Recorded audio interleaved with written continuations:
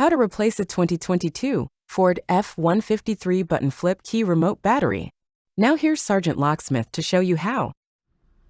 All right, let's go ahead and change the battery out on our 3-button flip key remote here. For this task, you will need a flat tip screwdriver, so let's get started. First, let's open it up.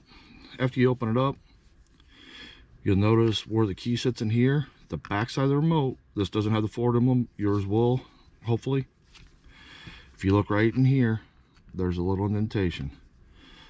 Push that, and you should twist a little, and she'll pop out.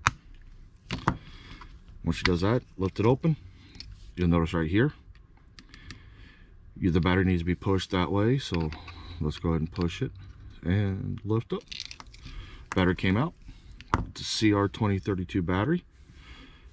Now when you reinstall it, positive side up, put it towards that lip again, push in, push down, take your backing on there,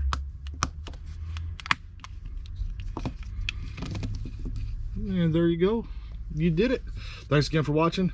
Leave a comment down below, give us a thumbs up if we helped you. Have a good day.